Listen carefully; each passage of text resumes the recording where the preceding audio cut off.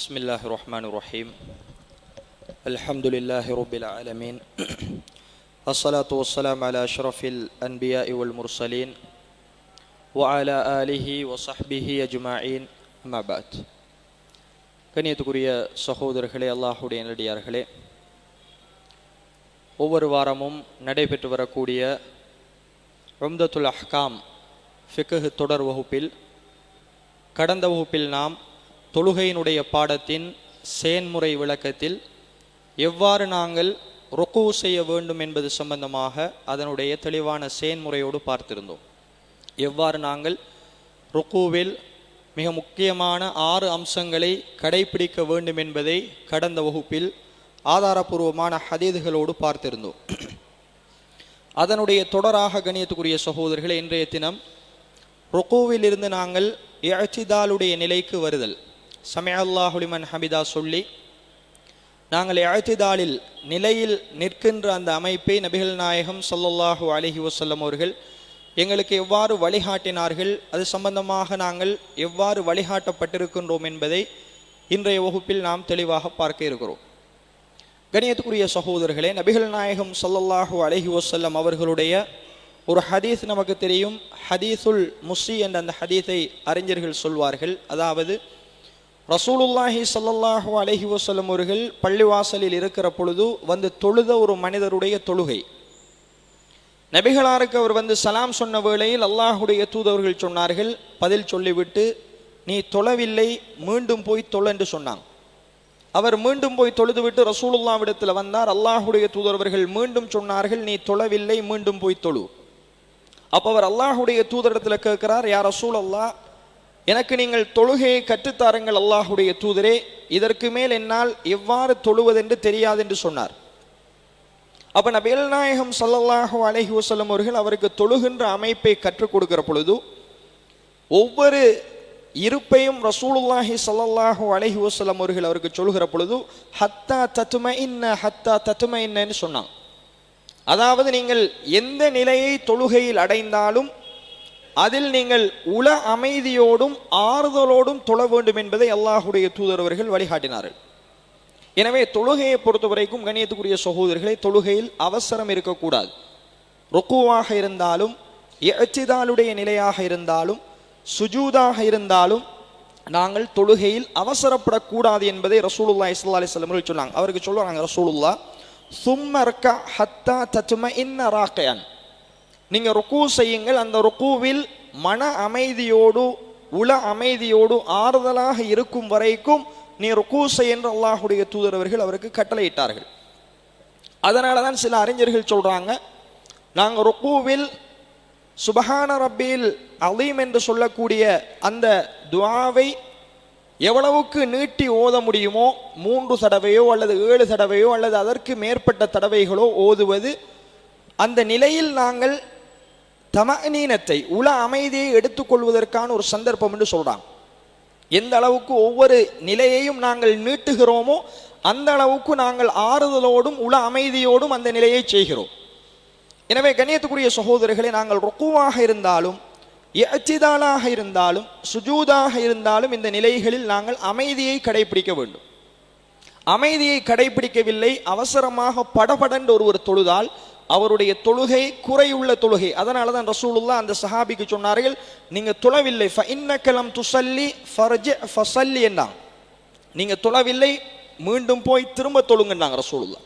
அப்ப அந்த தொழுகை ஏற்றுக்கொள்ளப்படாமல் கூட போய்விடலாம். எனவே கண்ணியத்துக்குரிய சகோதரர்களே, நாங்கள் எந்த நிலையிலும் தமஅனீனத்தை கடைபிடிக்க வேண்டும். இது தொழுகையினுடைய அரக்கானுகளில் பிரதானமானது. அறிஞர்கள் தொழுகையினுடைய அரக்கானுகளை வரையறுத்து கொண்டு வருகிற பொழுது நான் ஆரம்ப வகுப்பில் உங்களுக்கு சொன்னேன், அரக்கானுகளை ஒருவர் விட்டால் தொழுக பாத்தில். சூரத்துல் ஃபாத்திஹாவை விட்டால் எப்படி தொழுக பாத்தில் ஆகுமோ அதே மாதிரி தொழுகையில் தமஅனீனத் உள அமைதி இல்லாமல் ஒருவர் தொழுதால் தொழுக பாத்தில். அதற்கு ஆதாரம் தான் அந்த ஹதீஸுல் முஸியினுடைய செய்தி. அவர் படபடண்டு தொழுததினால் அவரை தொழுகையை ரசூலுல்லாஹ் மீட்டி தொழுமாறு கட்டளையிட்டார்கள் என்பதை அறிஞர்கள் நமக்கு சுட்டி காட்டுகிறார்கள். எனவே இது ஆரம்பமான அம்சம். அப்ப ரசூலுல்லாஹி ஸல்லல்லாஹு அலைஹி வஸல்லம் அவர்கள் அவருக்கு இரண்டாவதாக சொல்கிறார்கள், சும்மர்ஃப ஹத்தா தஸ்தவிய காயிமன், நீங்க ருக்குவில் இருந்து இஅ்திதாலுடைய நிலைக்கு வந்தால் உங்களுடைய முள்ளந்தண்டு அப்படியே நிமிர்ந்து நேராக நீங்கள் ஆறுதலாக நின்று கொள்ளுங்கள் என்று ரசூலுல்லாஹி ஸல்லல்லாஹு அலைஹி வஸல்லம் சொன்னார். அப்ப கண்ணியத்துக்குரிய சகோதரர்களே, நாங்கள் ருக்கூவிலிருந்து எழும்புகிற பொழுது என்னென்ன நிலைகளை கடைபிடிக்க வேண்டும் என்றால், நாங்கள் இமாமாக தொழுவித்தாலோ அல்லது நாங்கள் தனியே தொழுதாலோ, நாங்கள் ஜமாத்தோட தொழல்ல தனியே தொழுகிறோம் அல்லது ஒரு இடத்தில் நாங்கள் இமாமாக நின்று தொழுவிக்கிறோம் என்று சொன்னால், அவர் ருக்கூவிலிருந்து எழும்புகிற பொழுது சமிஅ அல்லாஹு லிமன் ஹமிதா என்ற வார்த்தையை மொழிந்துதான் எழும்ப வேண்டும். இது முதலாவது செய்தி. அப்படி இல்லாமல் நாங்கள் இமாம் ஜமாத்தில் மஅ்மூமாக தொழுதால், அத ரசூலுல்லாஹி ஸல்லல்லாஹு அலைஹி வஸல்லம் சொல்கிறார்கள், இதா காலல் இமாமு சமிஅ அல்லாஹு லிமன் ஹமிதா ஃபகூலு அல்லாஹும்ம ரப்பனா லக்கல் ஹம்த். நீங்கள் இமாமோடு தொழுகிற பொழுது இமாம் சமிஅ அல்லாஹு லிமன் ஹமிதா என்று சொன்னால், நீங்கள் அல்லாஹும்ம ரப்பனா வலக்கல் ஹம்த் என்று சொல்லுங்கள். மஅ்மூமாக தொழுதால் நாங்கள் சமிஅ அல்லாஹு லிமன் ஹமிதா என்று சொல்லக்கூடாது. இதை நாங்கள் நிறைய பேரிடத்தில் பார்க்கிறோம். இது பற்றிய விளக்கம் இல்லாமல் அவர்களும் சமிஅ அல்லாஹு லிமன் ஹமிதா சொல்லிவிட்டு திரும்ப ரப்பனா வலக்கல் ஹம்து சொல்வதை பார்க்கிறோம். இது தவறு. தனியே தொழுதாலோ இமாமாக தொழுவித்தாலோ தான் சமிஅ அல்லாஹு லிமன் ஹமிதாவை நாங்கள் மொழியணும்.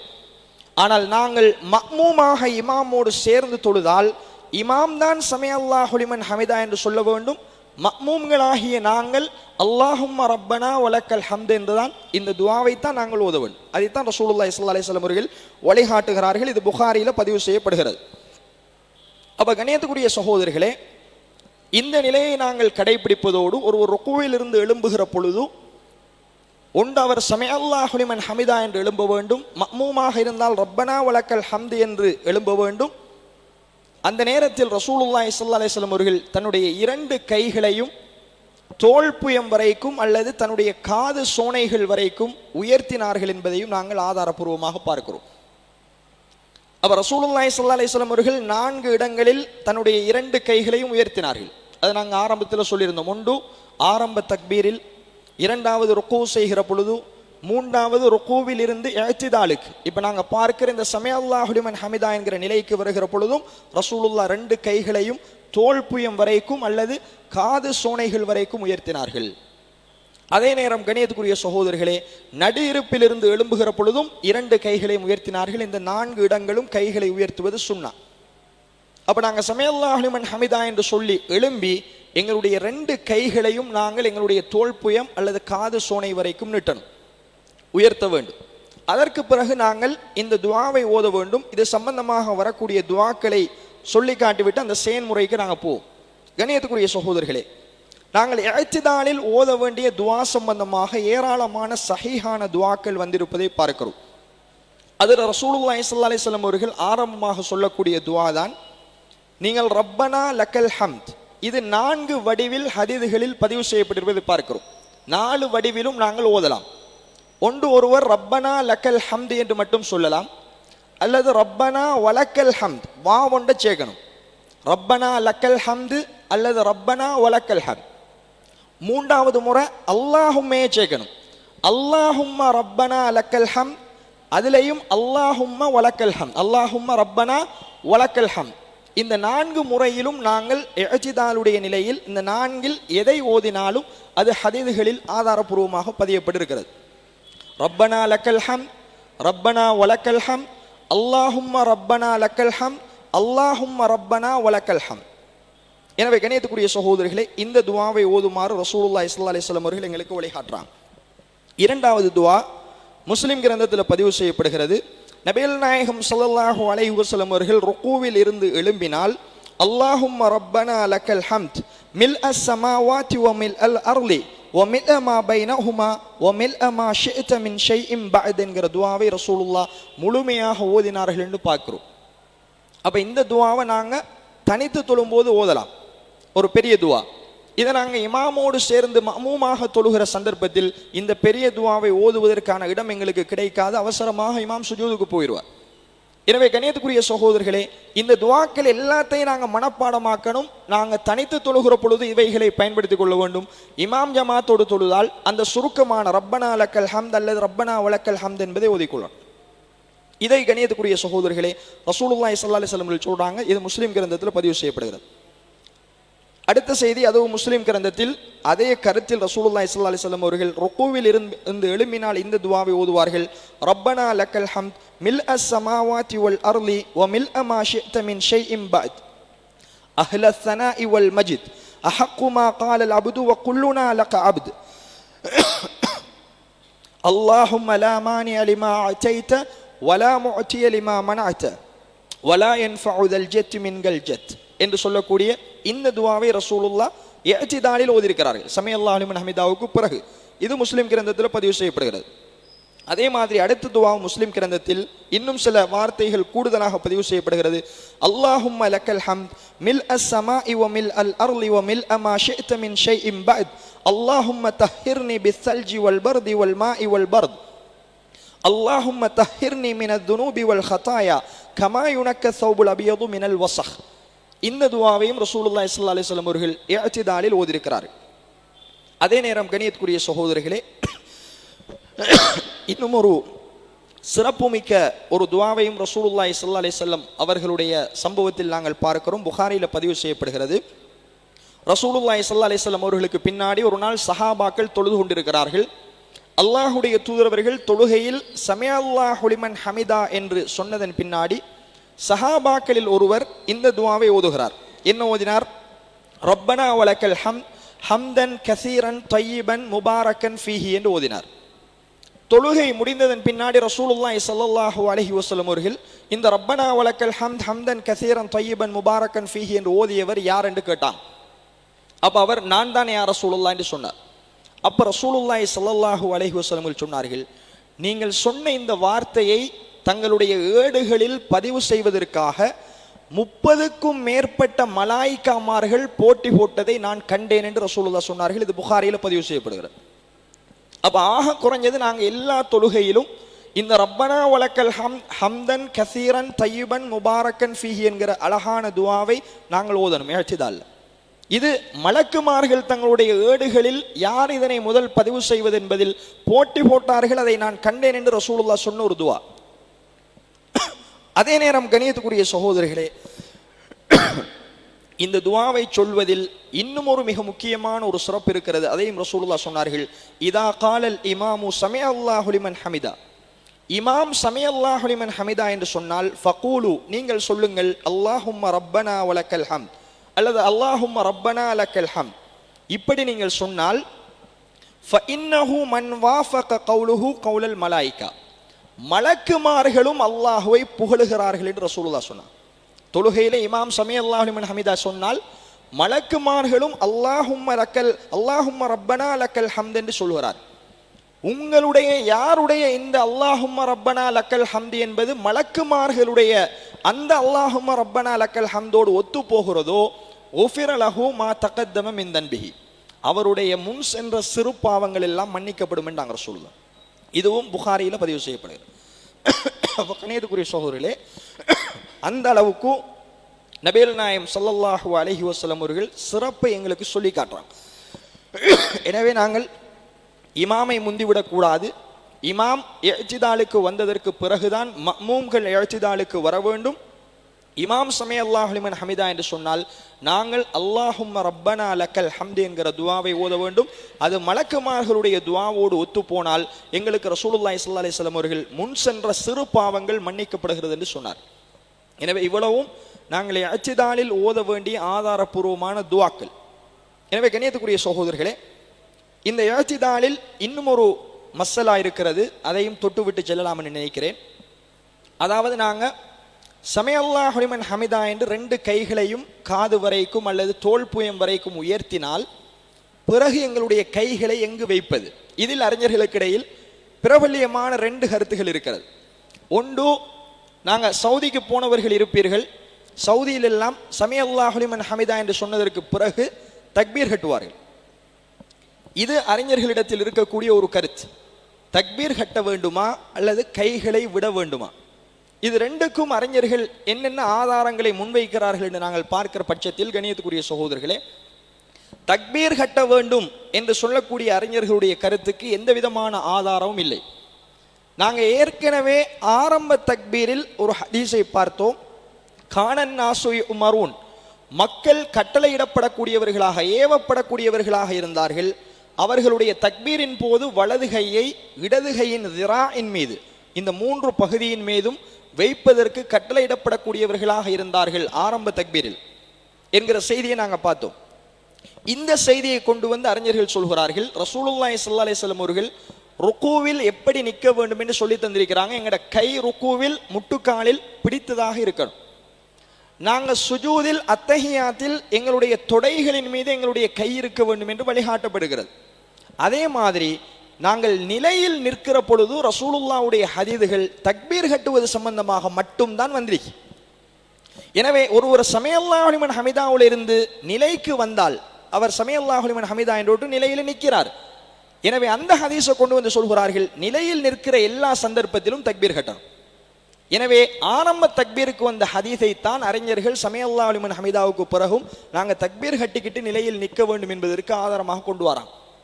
இதல்லாமல் பிரத்தியோகமாக ரசூலுல்லாஹி ஸல்லல்லாஹு அலைஹி வஸல்லம் அவர்கள் சமிஅல்லாஹு லிமன் ஹமிதா என்கிற இஅ்திதாலுக்கு பிறகு தக்பீர் கட்டினார்கள் என்பதற்கு நேரடியான எந்த ஆதாரமும் இல்லை. எனவே முதலாவது இந்த கருத்து என்பது தக்பீர் கட்ட வேண்டும் என்பதற்கு எந்த ஆதாரமும் இல்லை. இரண்டாவது கருத்து தான் அறிஞர்கள் சொல்லக்கூடிய செய்தி, ரசூலுல்லாஹி ஸல்லல்லாஹு அலைஹி வஸல்லம் அவர்கள் இஅ்திதாலுடைய நிலையில் தன்னுடைய கைகளை எவ்வாறு வைத்தார்கள் என்பதற்கு எந்த சான்றுகளும் இல்லை என்பதனால் எங்களுடைய கைகளை நாங்கள் தொங்க விட வேண்டும் என்ற ரசூலுல்லாஹ்வுடைய தொழுகையின் ஒவ்வொரு நிலையும் பாதுகாக்கப்பட்டிருக்கிறது. அந்த அளவுக்கு சஹாபாக்கள் வழியாக ஆதாரப்பூர்வமாக அறிவிக்கப்பட்டிருக்கிறது. எனவே ரசூலுல்லாஹ் சமிஅல்லாஹு லிமன் ஹமிதா என்கிற இஅ்திதாலுடைய நிலையில் கையை இப்படித்தான் வைத்தார்கள் என்று எந்த சஹாபாக்களும் அறிவிக்கவில்லை என்பதனால் நாங்கள் கைகளை கட்டவும் கூடாது. கைகளை நாங்கள் தக்பீருக்கு முதல் எப்படி கைகளை நீட்டி வைத்திருப்போமோ அவ்வாறு தொங்க விட வேண்டும். அதுதான் ரசூலுல்லாஹ்வுடைய சுன்னான்னு சொல்றாங்க அறிஞர். எனவே இந்த ரெண்டு கருத்திலும் இரண்டாவது கருத்து, நாங்கள் கையை தொங்க விடுவது தான் குர்ஆன் சுன்னாவுக்கு நெருக்கமான கருத்து. கையை கட்டுவதற்கு எந்த விதமான ஆதாரங்களும் இல்லை என்பதை கண்ணியத்துக்குரிய சகோதரர்களை மேலதிகமான தகவலாக புரிந்து கொள்ள வேண்டும். எனவே நாங்கள் சுஜூதில் ருக்கூவில் இருந்து எவ்வாறு சமிஅல்லாஹு லிமன் ஹமிதாவுக்கு எழும்ப வேண்டும் என்பதை செயன்முறை விளக்கத்தோடு பார்ப்போம். நாங்கள் ருக்கூவில் நிற்கிற பொழுது எங்களுடைய 2 கைகளும் எங்களுடைய முட்டுக்காலை இவ்வாறு பிடித்தவாறும் எல்லா விரல்களும் கீழ் நோக்கி கிபிலாவை முன்னோக்கியதாக இருக்க வேண்டும் என்று பார்த்தோம். எங்களுடைய முள்ளந்தண்டு நேராக இருக்கணும். தலை இப்படி குனிந்ததாகவோ உரமாக நிமிர்ந்ததாகவோ இருக்கக்கூடாது. ரெண்டுக்கும் இடைப்பட்ட நிலையில் எங்களுடைய பார்வை சுஜூது செய்கிற இடத்தை நோக்கி இருக்க வேண்டும். இப்படி நிற்கிற ஒருவர் இஅ்திதாலுடைய நிலைக்கு வருகிற பொழுது அவருடைய 2 கைகளையும் தோள் புயம் அல்லது அவருடைய காது புயம் வரைக்கும் உயர்த்தி தன்னுடைய கைகளை இப்படி விடணும். விட்டுட்டு தான் ரப்பனா வலக்கல் ஹம்த் ஹம்தன் கஸீரன் தய்யிபன் முபாரக்கன் ஃபீஹி என்கிற துஆவை அவர் ஓதிவிட்டு அதற்கு பிறகு சுஜூது செய்யர். எனவே கண்ணியத்துக்குரிய சகோதரர்களே, இதுதான் நாங்கள் இஅ்திதாலுடைய நிலைக்கு வருவதற்கு ரசூலுல்லாஹி ஸல்லல்லாஹு அலைஹி வஸல்லம் அவர்கள் எங்களுக்கு சொல்லித் தந்த வழிமுறை. இது போக அடுத்து நாம் பார்க்க இருக்கிற பாடம்தான் மிக முக்கியமான பாடம். அதிகமான இடங்களையும் அதிகமான செயன்முறைகளையும் உள்ளடக்கிய ஒரு பாடம் சுஜூதுடைய பாடம். அதில் பாரிய கருத்து வேறுபாடுக்கு பாடம் ஒன்று இருக்கிற ஒரு சப்ஜெக்ட் தான் சுஜூதுக்கு போகும்போது கையை முற்படுத்துவதா காலை முற்படுத்துவதா, நாங்கள் கையை குத்தணுமா முதல் அல்லது எங்களோட முட்டுக்காலை குத்த வேண்டுமா என்பதில் அறிஞர்களுக்கு இடையில் பாரிய கருத்து வேறுபாடு இருக்கிறது. ரெண்டுக்குமே ஆதாரபூர்வமான ஹதீதுகள் வந்திருக்கிறது. அதாவது ரெண்டுக்குமே ஆதாரமாக முன்வைக்கப்படக்கூடிய ஹதீதுகளை கிரந்தங்களில் பார்க்கிறோம். எனவே அது சம்பந்தமான மேலதிகமான விளக்கம் இன்ஷா அல்லாஹ் அடுத்த தொடர் வகுப்புகளில் எந்த முறை சரியானது.